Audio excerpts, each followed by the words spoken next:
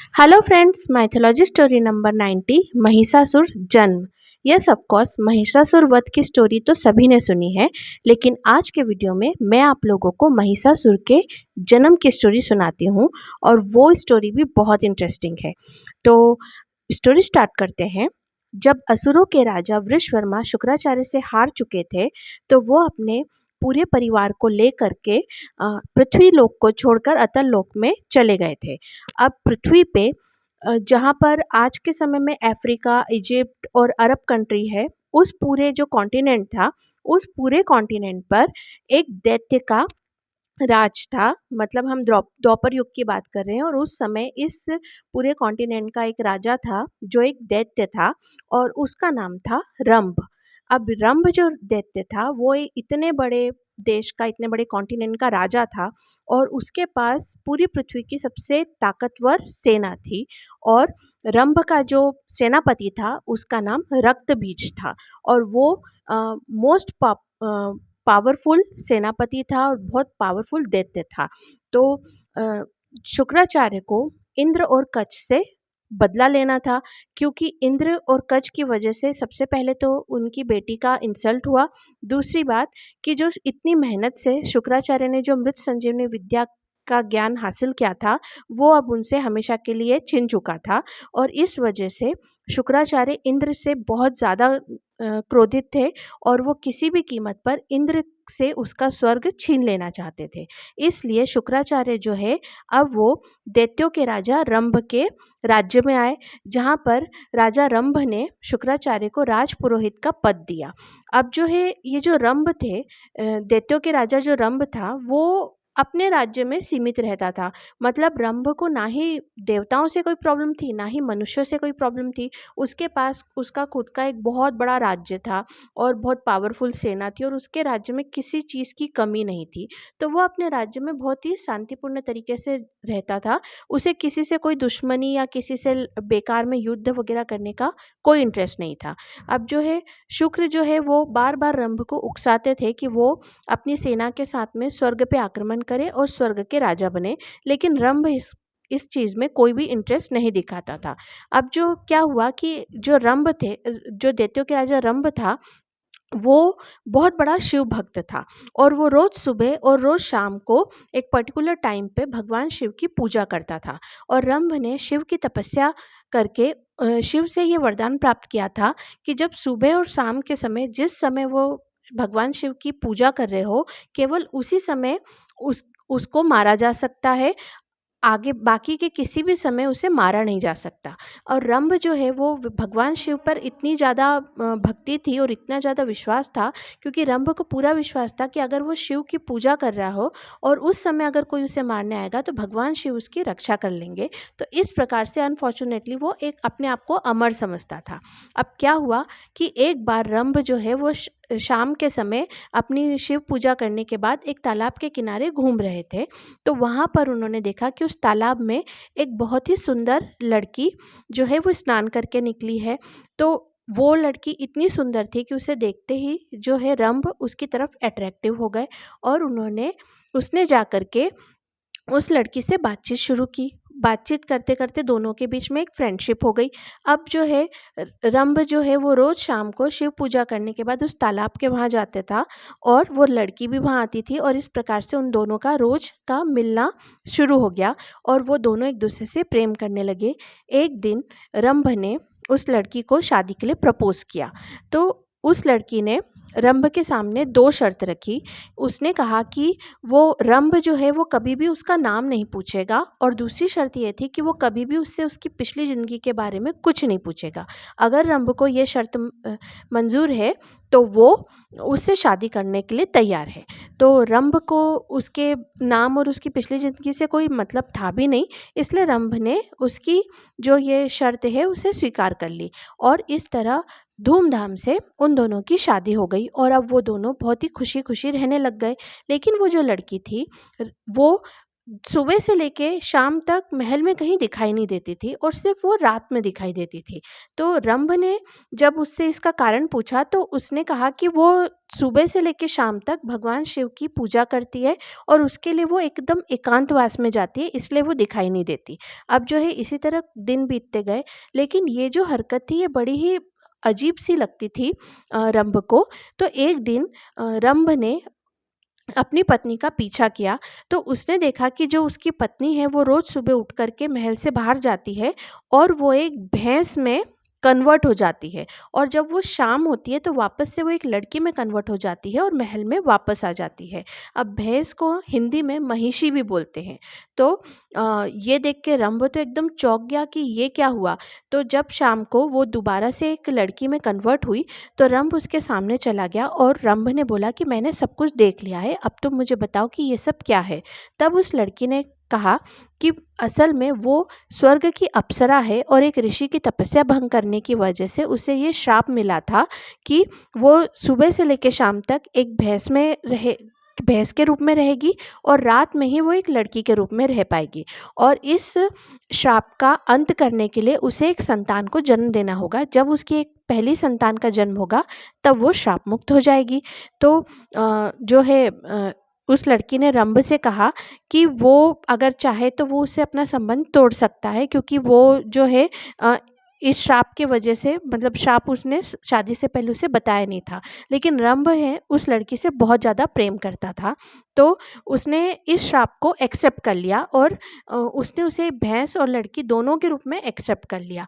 अब जो है वो जो अप्सरा थी, एक्चुअली वो अपने भैंस बनने को लेकर के इतनी ज़्यादा ह्यूमिलेटेड फ़ील करती थी कि उसने सिर्फ़ इतना ही बताया कि वो एक अप्सरा है, लेकिन उसके बाद में भी उसने अपना असली नाम रंभ को बताया ही नहीं। अब जो है अ, रंभ जो है अपनी पत्नी के साथ खुशी-खुशी रहता था। हर राजा का एक पर्सनल मतलब एक सीक्रेट गार्डन होता था जिसमें राजा के अलावा कोई नहीं जा पाता था। तो दिन भर जब उसकी पत्नी एक भैंस के रूप में रहती थी तो वो उस गार्डन में रहती थी, और रात में जैसे ही वो अपनी लड़की के रूप में आ जाती थी वो वापस से महल में आ जाती थी। अब इसी तरह खुशी-खुशी दिन बीत रहे थे। अब जो है शुक्राचार्य जो है वो रंभ तो उनकी बातों में आ नहीं रहा था, तो शुक्राचार्य ने उसके सेनापति रक्तबीज के दिमाग में ये बात डालना शुरू कर दी कि जो राजा है उसे स्वर्ग पे आक्रमण करके स्वर्ग का राजा बनना चाहिए, क्योंकि जो दैत्य है वो देवताओं से कहीं गुना ज़्यादा पावरफुल है, और जो जो दैत्य के राजा रंभ है वो स्वर्ग के राजा बनना डिजर्व करते हैं। अब रक्तबीज को शुक्राचार्य की ये बात अच्छे से समझ में आ गई, और वो रक्तबीज जो है वो रंभ के दिमाग में स्वर्ग पे आक्रमण करने की बात डालने लगे। अब जो है रंभ जो है वो रक्तबीज को बहुत ज़्यादा रिस्पेक्ट करते थे और वो उस पे बहुत ज़्यादा ट्रस्ट भी करते थे। वो उसे बिल्कुल अपने भाई जैसा मानते थे। तो जब रक्तबीज उनके दिमाग में बार-बार स्वर्ग पे आक्रमण करके स्वर्ग का राजा बनने की बात डालने लगे, तो कहीं न कहीं अब दैत्यों के राजा रंभ को भी लगने लगा कि हाँ, सही में उसे स्वर्ग का राजा ज़रूर बनना चाहिए। इस बीच पता चला कि रंभ की पत्नी प्रेग्नेंट है। अब ये तो और डबल खुशी की बात थी, क्योंकि एक तो वो उनके घर में उनका बच्चा आ रहा है, दूसरी बात ये है कि इस बच्चे के जन्म के साथ ही जो उनकी पत्नी है वो पूरी तरीके से श्राप मुक्त हो जाएगी। तो ये डबल खुशी की बात थी, पूरे राज्य में एकदम खुशी मनाई गई कि भई अब जो राजा की संतान होने वाली है। अब जो है रंभ ने अपने रक्तबीज के साथ मिल करके अब स्वर्ग पे आक्रमण करने की तैयारियां शुरू कर दी। अब जो है इंद्र जो है वो अपने गुप्तचर कच की वजह से सब पे नज़र रखे हुए थे, और उन्हें ये खबर मिल चुकी थी कि ये जो दैत्यों के राजा रंभ है वो कभी भी स्वर्ग पे आक्रमण कर सकते हैं। तो इंद्र ने क्या किया कि जब उसका सुबह के टाइम जब उनका पूजा का समय था, तो उस पूजा के समय में इंद्र जो है वो उसके महल में आया, और जब वो पूजा कर रहा था शिव की, उसी समय इंद्र ने रंभ का वध कर दिया, उसे मार डाला। अब जो है और ऐसा करके वो वहाँ से चला गया। अब जो है रक्तबीज जो है उसने देखा कि उसका जो राजा है वो मर चुका है। अब रक्तबीज ने राजा की एकदम जो बोलते हैं ना विधि-विधान से अंतिम संस्कार की तैयारी की, क्योंकि राजा का जो है वो कोई अभी संतान तो जन्म हुई नहीं थी, और रानी भी महल में नहीं थी, क्योंकि रानी जो है एक भैंस के रूप में वो सिर्फ रंभ जानता था और कोई नहीं जानता था। तो उन्होंने शाम होने तक रानी का वेट किया कि वो कहाँ गई है, आ जाएगी। लेकिन जब शाम होने वाली थी तो अंतिम संस्कार करना दिन के उजाले में ज़रूरी था, इसलिए रक्त बीज ने पूरे विधि विधान से रंभ का अंतिम संस्कार कर दिया। लेकिन इसी बीच जैसे ही शाम हुई और जैसे ही रंभ की पत्नी इंसान के रूप में आई, उसी समय वो दौड़ती हुई आई और सीधा बिना किसी कुछ सोचे समझे वो रंभ की चिता में कूद गई। और इस तरह से जो बोलते हैं ना, रंभ की पत्नी एक तरीके से उसके साथ सती हो गई, वो भी उसके साथ चिता में जल गई।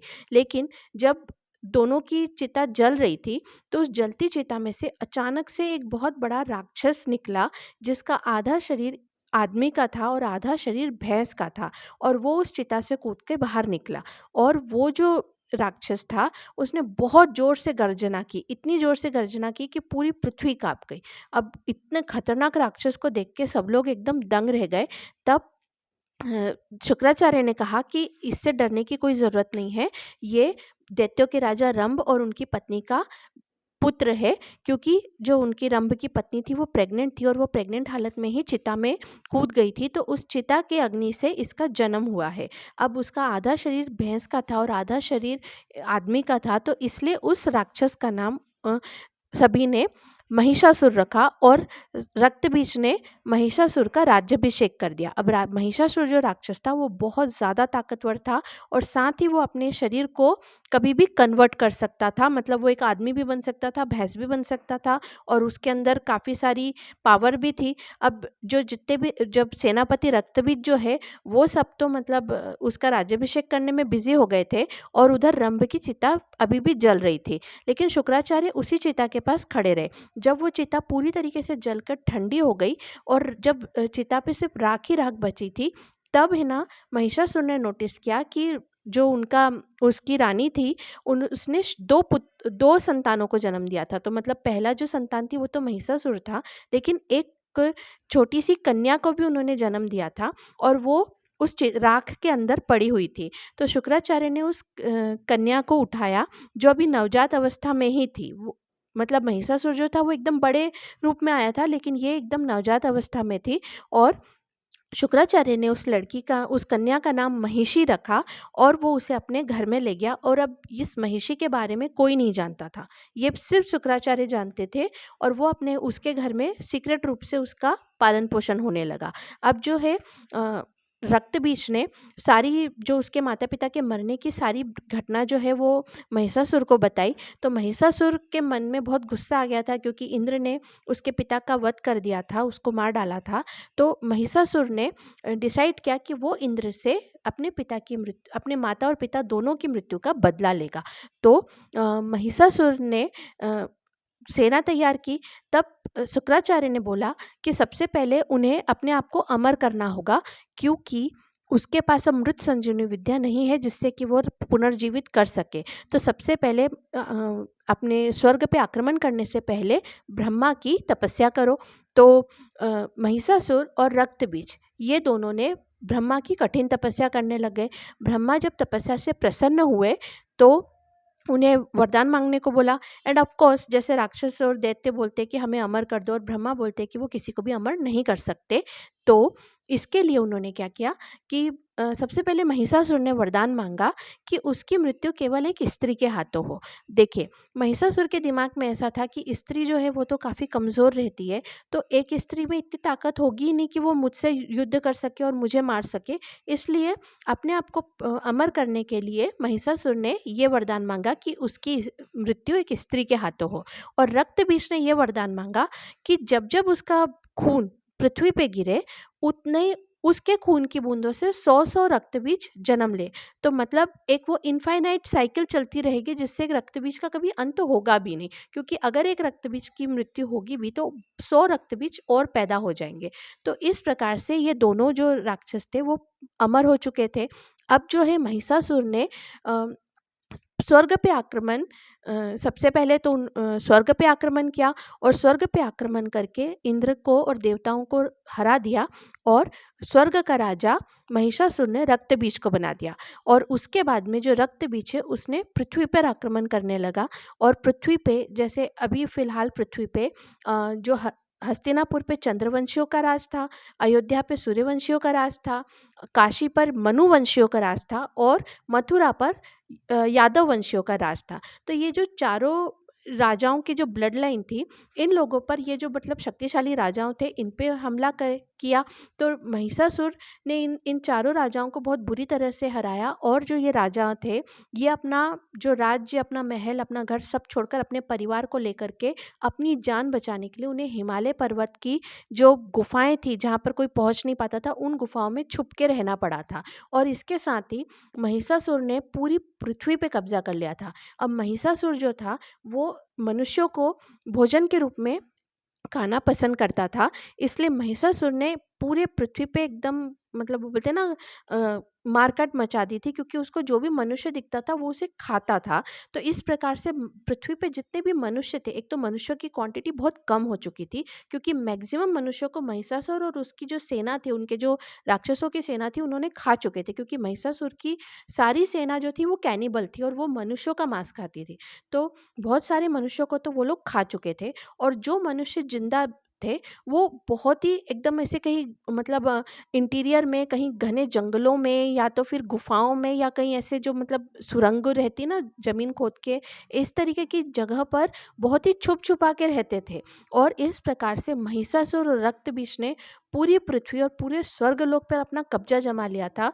और अब पृथ्वीलोक पे सिर्फ राक्षस ही राक्षस थे, क्योंकि मनुष्य दिखते ही नहीं थे। मनुष्य जो थे वो पृथ्वी पे रहते ज़रूर थे, पर वो इतनी जगह पे छुपे हुए रहते थे कि वो किसी को नज़र ही नहीं आते थे। और उस छुपे हुए स्थानों पे ही जो मनुष्य थे, उन्होंने सभी ने भगवान शिव से रक्षा करने के लिए उनकी भगवान शिव और देवी पार्वती की पूजा करते रहते थे, और उनसे प्रार्थना करते थे कि वो किसी भी तरह आकर के उनकी प्रोटेक्शन करे, क्योंकि महिषासुर का राज इसी तरह चलता रहा तो पूरी ह्यूमैनिटी जो है, पूरा इंसान जो है, वो सब खत्म हो जाएंगे। तो अब जो है देवी पार्वती को नव दुर्गा रूप लेने का समय आ चुका था। तो अब ये वीडियो हम यहीं एंड करते हैं। अब मिलते हैं नेक्स्ट वीडियो में, जिसमें हम देखेंगे कि देवी पार्वती ने अपने नव दुर्गा रूप कैसे धारण किया। Okay, bye.